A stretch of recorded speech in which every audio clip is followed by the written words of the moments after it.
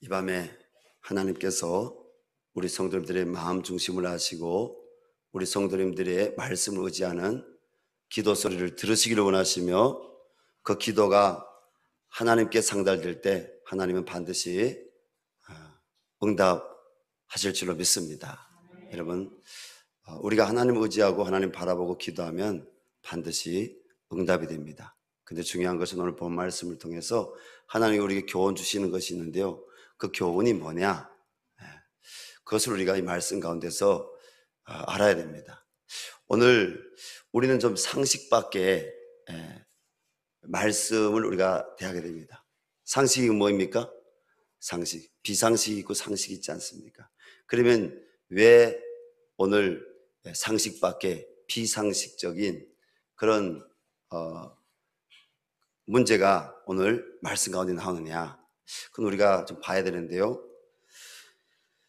오늘 1절에 보니까 이 모든 충성된 일을 한 후에 아수르 왕 사네립이 유다에 들어와서 견고한 성읍들을 향하여 진을 치고 쳐서 점령하고자 한지라. 사네립 왕이 아수르를 향해서 침공에 들어왔어요.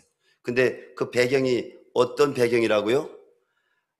히스기야와 남유다 이스라엘 백성들이 하나님 앞에서 충성했다는 거죠. 충성했다는 거죠. 이 말씀을 여러분들이 배경이 없이 읽게 되면 그러면 이 모든 충성된 일을 한 후에라는 이 말씀 앞에 누가 누구에게 어떠한 충성된 일을 하였을까? 아마 이런 궁금함들이 있었을 것입니다. 그래서 우리가 매일매일 뭡니까? 큐티를 성경에 근거해서 우리가 바르게 이렇게 말씀 묵상하는 게 중요하죠. 바로 남유다의 13대 왕인 히스기야 왕이 25살에 왕이 되었습니다. 그의 아버지가 누구였습니까? 므낫세였습니다. 므낫세는 뭡니까? 사실 하나님 앞에 악을 행하던 왕이었습니다. 근데 그 아들 히스기야가 어떻게 합니까? 히스기야가 하나님 앞에 그가 왕이 되어서 성경에 보니까 마음을 온전히 이렇게 하나님께 드렸다고 했습니다. 온전히. 이 역대상하에 보게 되면 이스라엘의 남유다 북이스라엘 10왕들이 나옵니다. 근데 그 왕들이 나오는데 히스기야 왕을 특별히 여러 장을 이렇게 할애해 가지고 그의 신앙에 대해서 성경은 기록하고 있습니다. 오늘 32장이잖아요. 그래서 28장 말씀부터인가요? 히스기야 왕이 나오는 장에 보게 되면 여기 29장부터네요. 29장부터 30장, 31장, 그리고 32장, 그 뒤에 33장이 되기 전까지 약 4개의 장에서 히스기야 왕이 나오는데요. 그럼 히스기야 왕과 그 왕 때 이스라엘 백성들이 어떻게 하나님께 충성했느냐? 첫째로 히스기야 왕은 여호와 보시기에 말씀으로 정직하게 행하였다고 성경 기록하고 있습니다. 둘째로 하나님을 예배하는 성전을 깨끗하게 청결하게 하였습니다. 어떻게요? 성전을요 더러운 것들을 다 치워버렸습니다. 그 우상들을 치워버리고요. 그리고 성전 안에 말씀대로 온전하지 않은 더러운 것들을 다 청소했다고 성경 기록하고 있습니다. 셋째로 온 이스라엘 위하여 하나님께 속죄제를 드리고 예배를 해보겠습니다. 속죄제를 드렸다. 속죄제가 뭡니까? 회개하는 제사죠. 번제도 하나님 앞에 회개하는 제사지만은 속죄제도 하나님께 회개하는 제사입니다. 특별히 속죄가 없으면 하나님 앞에 설 수가 없는 것입니다. 하나님께서 이 히스기야 왕의 속죄 제사를 받으시고 그 뒤에 절 말씀을 보게 되면 하나님이 이스라엘 백성들이 예배를 해보겠다고 제사를 해보겠다고 하나님이 성경에 기록하고 있습니다. 또 넷째로 이스라엘 백성들이 넘치도록 하나님께 감사 제물을 드렸습니다. 다섯째로 하나님의 언약대로 온전한 유월절과 무교절을 즐겁게 지켰다고 했습니다. 특별히 유월절보다 무교절에 대해서 좀 더 자세하게 히스기야 왕이 지켰음을 잘 기록하고 있는데요. 이스라엘 그 왕들 중에 뭐입니까? 솔로몬 왕 이후로 하나님 앞에 온전한 유월절과 그리고 온전한 무교절을 지킨 왕은 이 히스기야 왕이 특별했습니다. 물론 요시야 왕도 종교 개혁을 하고 그리고 하나님 앞에 유월절을 지켰지만 히스기야 왕이 뭡니까? 하나님 앞에 유월절 다음 또 무교절을 하나님의 말씀의 율례와 규례대로 지키기를 힘썼다는 것입니다. 그리고 여섯째로 온 이스라엘의 우상을 제거하고 하나님 앞에 예배를 더 온전히 구별하여 드리도록 뭡니까? 이스라엘 백성들 가운데 어떤 사람들이 있었습니까? 레위인들이 있었고 제사장들이 있었습니다. 제사장들은 특별히 다윗 왕 때 하나님 앞에 제사장들이 예배를 드리는 이렇게 반차가 있었습니다. 다윗이 그 제사장들 반열을 나누었고 그 반열대로 그들이 날짜를 정해서 하나님 앞에 온전한 제사를 드리겠습니다. 그러니까 그것을 히스기야 왕이 하나님 앞에 온전한 예배를 온 이스라엘이 하나님께 줄거리 드릴 수 있도록 회복했다는 것입니다.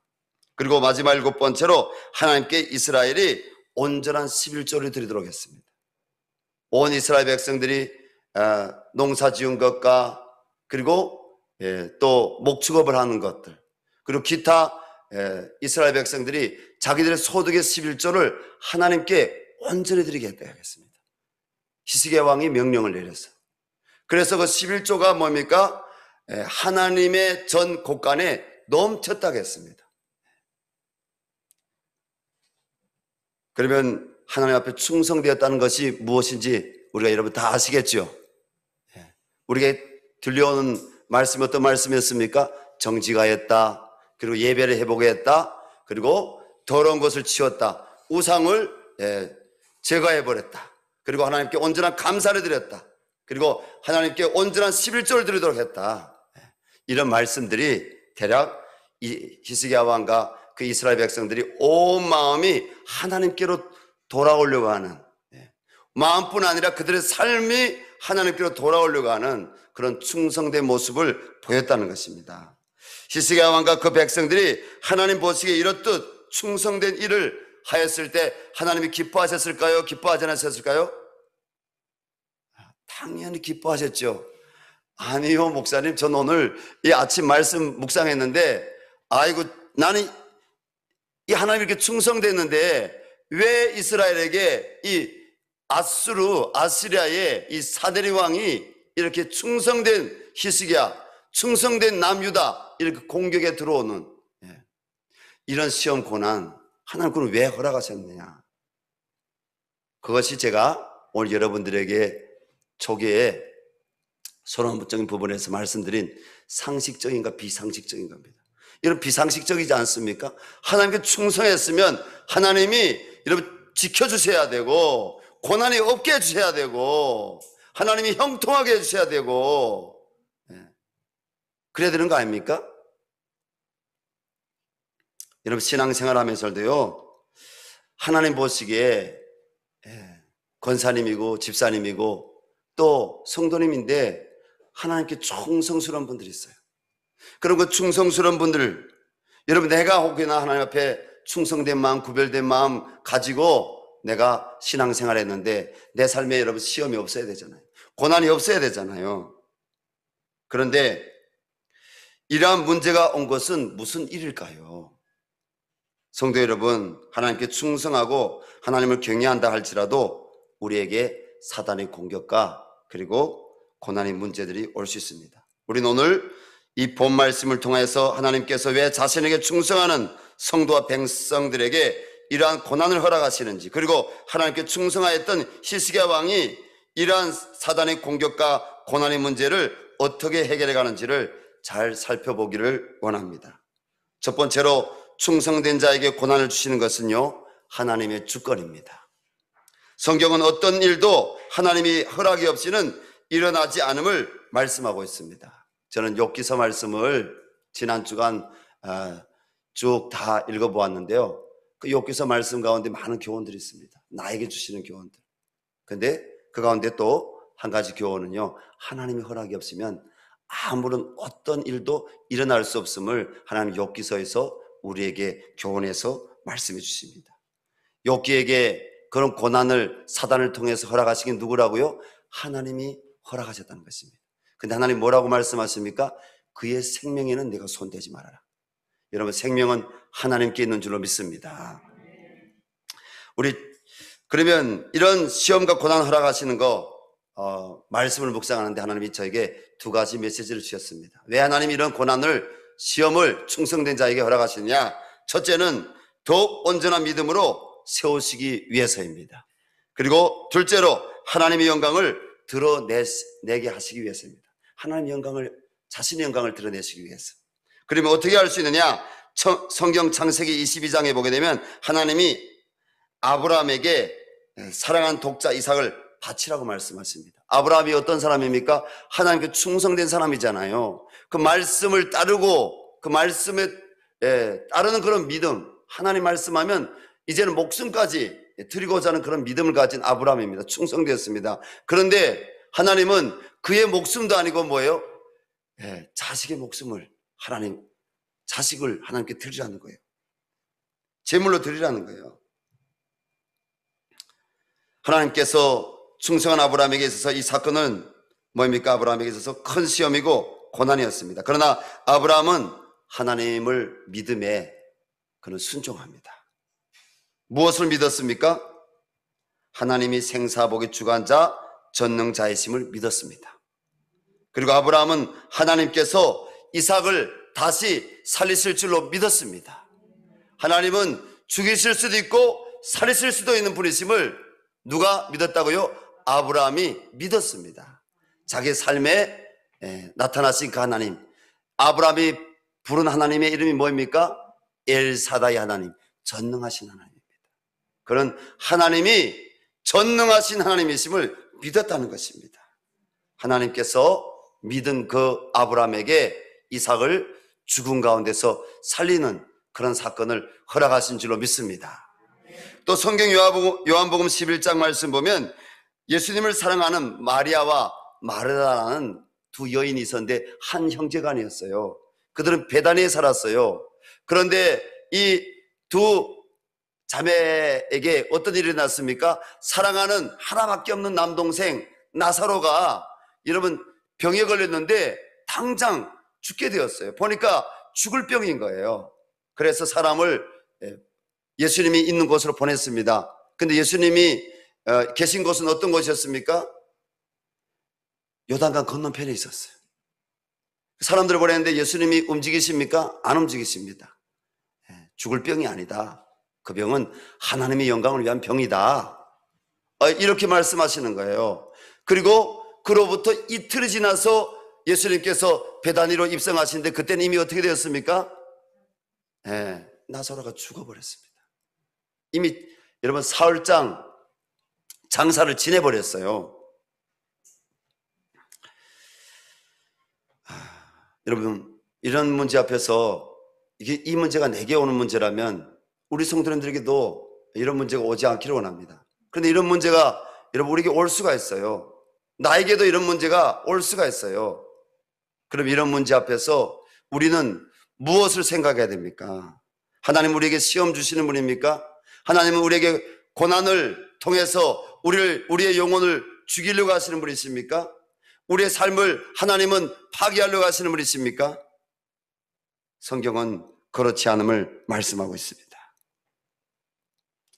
예수님은 요한복음 11장 40절 말씀에 내가 믿으면 하나님의 영광을 보리라 말씀하시고 죽은 나사로의 무덤으로 가셔서 어떻게 하십니까?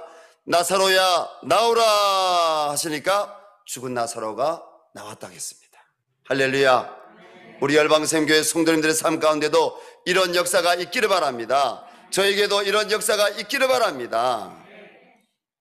그렇습니다. 성도 여러분, 하나님께 충성된 성도에게 오는 고난은요, 우리가 다 해석하기는 어렵지만 하나님이 허락하신 하나님의 주권에 속한 사건입니다.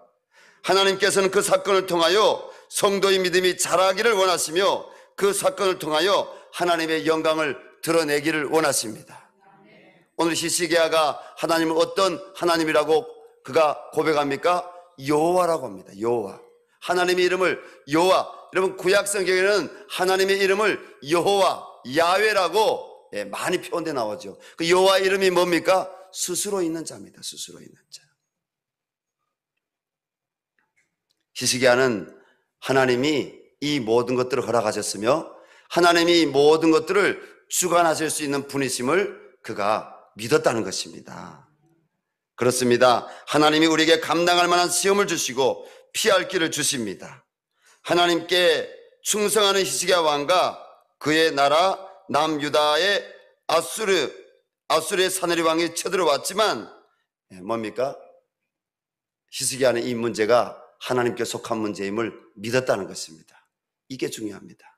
여러분, 우리 열방샘교회 성도님들, 우리 삶에 어떤 문제 있든지 내가 말씀 안에서 살아가고 있는데, 내가 그리스도만 바라보며 살아가고 있는데, 내가 하나님의 임재 가운데 늘 거하면서 내가 때론 좌절하고 내가 시험에 여러분 들뻔한 어떤 문제가 있다 할지라도 다시 그리스도 앞에, 다시 그리스도 안에 하나님의 임재 가운데 말씀의 약속을 믿고 살아간다면 여러분, 하나님은 이 모든 문제들을 통해서 결국은 우리를 세우실 것이라는 것입니다. 어떤 고난의 문제가 있습니까? 현재 우리를 공격하고자 하는 어떤 문제들이 있습니까? 나라적으로 볼 때, 또 내 개인적으로 볼 때, 우리 공동체적으로 볼 때 닥친 문제들이 분명히 있습니다. 내가 고민할 수밖에 없는, 때로는 번뇌하는 그런 문제들이 있습니다. 이 나라와 교회를 에워싸고 있는 영적인 대적의 문제는 무엇입니까? 먼저 예수님께서는 마태복음 6장 33절에서 너희는 그의 나라와 그의 의를 구하라, 그리하면 이 모든 것을 더하여 주시리라 말씀하셨습니다. 우리나라 안에서 우리가 모르는 사이에 낙태법을 폐지하고, 그리고 페미니즘을 조장하고, 동성애와 트랜스젠더를 비롯한 반성경적인 문제들을 인권이라는 거짓된 포장으로 합법화하려는 반기독교적인 운동들이 벌어지고 있습니다. 이 문제 앞에서 여러분, 교회 안에 있는 성도들조차도 하나님을 바라보는 것이, 거룩하신 하나님, 언약하신 하나님, 그리고 윤리와 규례를 가르치신 하나님을 바라보기보다도 여러분 뭡니까? 이건 피할 수 없는 세대적인 문제야. 이거는 세상에 거부할 수 없는, 세상에 지금 부는 바람이야. 생각하는 성도님들 혹시 없습니까? 나는 오늘 히스기야는 사내립 왕이 이미 침공에 들어왔고요, 그리고 남유다의 라기스라는 성을 이미 함락을 했습니다. 예루살렘을 향해서 그가 침공에 들어오고 있습니다. 우리는 이 문제 앞에서, 히스기야는 이 문제 앞에서 누굴 바라봤다고요? 하나님 바라봤습니다. 우리도 하나님 바라보기를 바랍니다. 그리고 이 문제를 영적인 문제로 보느냐, 아니면 그냥 세상에 그냥 우리 기독교인들이 그냥 귀를 틀어막고 눈을 막고 그런 문제로 볼 것이냐. 어떤 사람이 영적인 소경이요 영적인 기거먹으리겠습니까? 여러분, 하나님께서는 이 고난의 고통의 문제 가운데 하나님은 영광으로 임하기를 원하시는데, 그 모든 문제들을 바꾸실 수 있고 파하실 수 있으신 분이신데, 하나님은 하나님이 되심을 말씀 그대로 이 땅 가운데 드러내기를 원하시는데, 하나님을 바라보기보다도 세상의 풍조를 바라보며 세상의 풍조 앞에 무릎을 꿇려가는, 여러분 하나님을 보지 못하는 이 눈을 막고 있고, 하나님을 여러분 말씀을 듣지 않고 세상에 여러분 그 정치인들의 말, 세상에 여러분 그 사회운동가들의 말, 그것이 더 하나님 말씀보다 우위에 있어서 길을 막으려고 하는 이 문제들, 이것이 영적인 소경이고 영적인 기머리가 아니겠습니까? 영적인 벙어리 누구겠습니까? 이것이 하나님께 속한 문제인 줄 알면서도, 하나님이 기뻐하시고 하나님 기뻐하지 않는 문제인 줄 알면서도 하나님께 기도하지 않는, 하나님 말씀을 읊조리며 기도하지 않는, 하나님을 믿지 않는 여러분 그 입술이 벙어리가 아니겠습니까? 하나님 아버지, 이 밤에 우리가 벙어리가 되지 않기를 원합니다. 하나님의 말씀 앞에 섰음에도 하나님 말씀을 모르는 것처럼 하는 영적인 소경이 되지 않기를 원합니다. 영적인 기머리가 되지 않기를 원합니다. 우리가 하나님의 음성을 듣기를 원합니다. 하나님의 거룩의 말씀을 우리의 심령의 아버지여, 주의 그 빛의 말씀 앞에 우리가 서기를 원합니다. 하나님, 그리고 우리가 하나님을 두려워하기를 원합니다.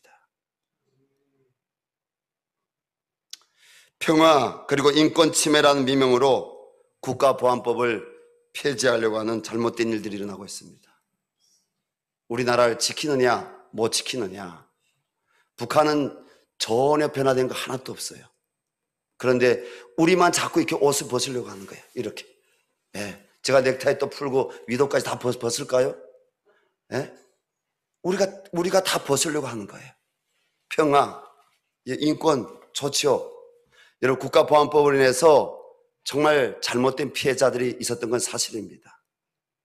국가보안법은 1950년 전쟁이 일어나기 전부터 여수 그리고 저기 순천 이런 우리 한국에 두 개 연대가 말입니다. 뭐 좌우 저 이런 얘기 안 하겠습니다. 공산주의 이념을 가진 그런 사람들이 그 두 개 연대에 장교들을 살해하고, 그리고 일부 장교들이 군인들이 분명 우리 대한민국 헌법 아래에 있는 여러분 군인인데도 불구하고 반기를 들었습니다.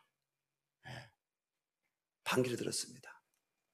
그리고 순천과 여수에서 자기하고 반대되는 사람들을 여러분, 그리고 기독교인들을 살해하는 그런 일들이 있었습니다. 나라를 지키려고 예수 그리고 그 순천 사건을 진압을 했죠. 그런데 진압하는 과정에 억울한 사람들이 있었던 것은 사실입니다.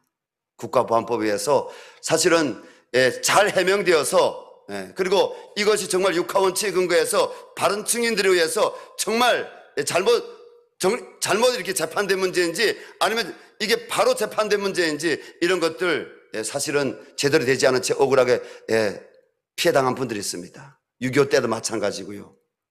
제주도 때도 마찬가지고요. 그러나 분명히 국가보안법이 제정된 것은 이 나라를 지키고자 하는 공산주의 이념에서, 그리고 이 나라의 대한민국의 헌법을 수호하고 대한민국이란 국토를 보호하고, 그리고 자유민주주의 아래에 있는 대한민국 국민들을 보호하려는, 그리고 신앙의 자유를 보호하려고 하는 그런 가치 아래에서 국가보안법이 만들어졌던 건 사실입니다. 저는 국가보안법이 언젠가는 폐지될 날이 오리라고 생각합니다. 그것은 남북 통일이 되는 날입니다. 남북이 복음적인 평화 통일이 되는 그날, 여러분, 우리 나라를 지키려고 하는 또 어떤 법이 필요할 겁니다. 중국이나 일본이나 그 밖에 외세로부터 우리나라를 지키려고 하는 법들이 필요할 것입니다. 하지만 국가보안법을 해체하려고 하는 일은 아직은 저는 아니라고 생각합니다. 얼마 전에 여의도에서 그 선교 통일 이렇게 컨퍼런스를 하는데, 제가 그 선교사님 이름은 거론 안 하겠습니다. 우리나라의 4대째 되는 그 집안 선교사예요. 연세에서 세브란스에서 일하는 분이에요. 그분이 뭐라고 얘기하냐면, 앞에 나서 여러분 김일성 회고록을 여러분 읽어보셔야 돼요. 북한을 알아야 돼요. 그런 얘기를 하는 거예요. 물론 그분은 외국 국적을 갖고 있고 우리나라 국민이 아니고 해외 국민이고, 물론 우리나라 대한민국 국적도 우리나라 정부가 그래서 그분에게 이명박 대통령 때인지 아니면 그 전 대통령 때인지 줘가지고 그분이 우리나라 국적도 갖고 있어요. 근데 제가 많은 사람들이 앞에서 좀 순서 지나가지고 앞에 나가서 얘기했습니다. 우리나라 아직 김일성 회고록을 읽으면 안 됩니다. 60대, 70대, 80대 되시는 분들은 이 나라의 이 전쟁을 경험해보고 이 나라의 고통을 경험해본 사람들은 이 나라의 전쟁을 일으킨 그 김일성에 대한 이 아픈 마음을 갖고 있는 분들은 그 회고록을 보면 그래도 분별을 합니다. 왜? 김일성이라는 인물이 어떤 인물인지 알기 때문에. 그러나 이 나라의 20대, 30대, 40대는 뭡니까? 40대까지 넣어서 죄송하지만은 사실이에요. 모르는 거죠. 북한 왔다 갔다 하는 거 선교사님들, 오래된 선교사님들 가운데요, 제가 아는 몇 분의 선교사가 있는데요, 예, 찬반이 이렇게 갈리는 선교사님들이 있습니다.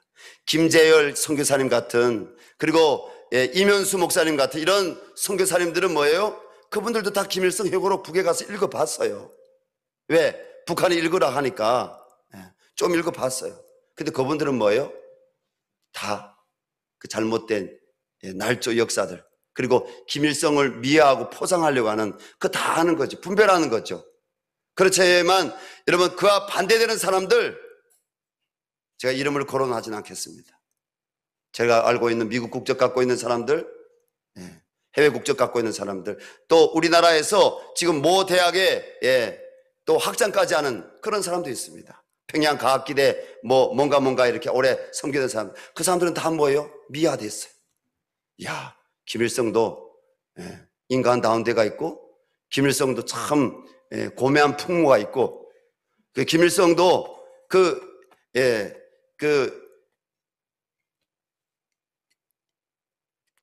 만주에 있을 때 손정대라는 그 목사의 영향을 받아서 그도 성경 읽었고, 김일성의 아버지 김영직 숭실대학 다녔고, 그분들은 굉장히 긍정적인 얘기를 합니다. 그래서 그날 이야기했다는 그 선교사님 있잖아요. 외국 국적 가진 선교사님. 뭐예요? 문화적인 관점에서, 북한의 문화를 이해하기 위해서 김일성 회고록을 읽어봐도 된다는 거죠.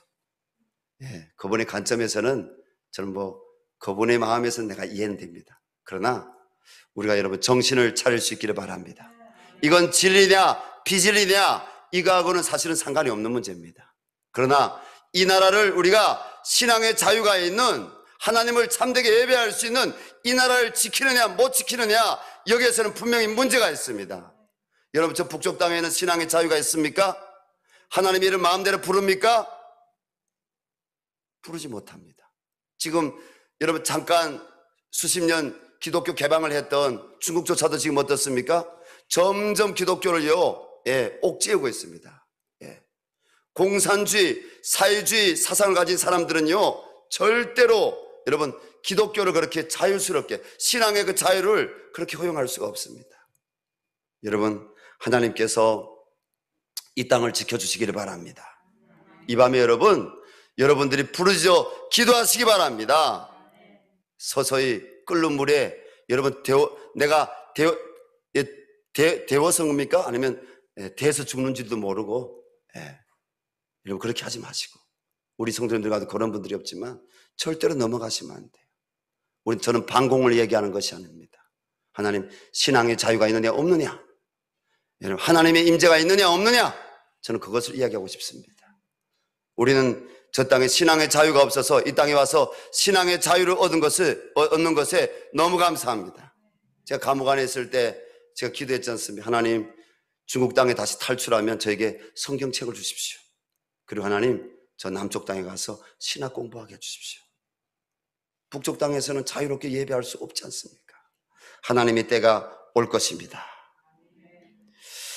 올 본 말씀에는요, 사내립은 하나님을 비방하고 하나님을 의지하고자 하는 히스기야 왕을 여러분 능멸합니다. 비방합니다. 그리고 이스라엘 백성들로 하여금 히스기야 왕의 말을 듣지 말라고 비방을 합니다. 오늘 뭡니까? 세상에 여러분 반기독교적인 사람들은, 목사들은 뭐라고요? 목사들은 정의를 이렇게 내립니다. 사람들의 목에 줄을 매어서 끌고 가는 사람이라고 합니다. 주여, 사단의 악한 계계들이 무너지게 하여 주시옵소서. 여러분, 하나님의 백성들이 거짓된 자들에게 넘어가지 않게 하여 주시옵소서. 아무리 농담이라 할지라도 여러분 그런 말을 하면 안 되는 거죠. 목사는요, 원어적으로 제가 오늘 제가 성경 공부의 그 책을 이렇게 봤는데요, 목사는 뭐냐면 원래 목사가 아니라 목자입니다. 목자. 양들을 키우는 목자가 합니다. 원어적인 의미에서 종인 거예요. 여러분, 제가 정말 종이 될 수 있도록, 또 우리 교회 안에 있는 여러분 일꾼들이 종이 될 수 있도록 하나님께 우리가 돌아가기를 바랍니다. 누구처럼요? 히스기야 왕처럼 하나님께 충성된 종으로 돌아갈 수 있도록, 여러분 사람의 목을 끌고 가는 자가 아니라 하나님의 말씀 앞에 엎드리고 하나님의 말씀으로 온전히 살아내고자 하는 그런 종들이 될 수 있도록 기도해 주시기 바랍니다. 하나님 은혜 주시옵소서. 오늘 사내립이 뭐라고 합니까? 하나님이 능히 너희를 내 손에서 건지겠느냐? 이렇게 거짓 계변을 들어놓습니다. 하나님의 이름을 모독을 합니다. 하나님의 이름을 모독합니다. 여러분, 교회 안에서 먼저 하나님의 이름을 모독하는 죄들이 회개되어지기를 원합니다. 아직 거듭나지 않은 여러분 많은 기독교인들 가운데 하나님을 만나고 거듭나고 하나님을 두려워하는 역사들이 일어나기를 바랍니다. 하나님 은혜 주시옵소서. 우리를 공격하는 문제들을 우리가 어떻게 해결할 것입니까? 성도들은 하나님이 어떤 분이신지 성경 말씀을 통해서 더 잘 알아야 됩니다. 여러분, 우리가 위기일수록 어떻게 해야 된다고요?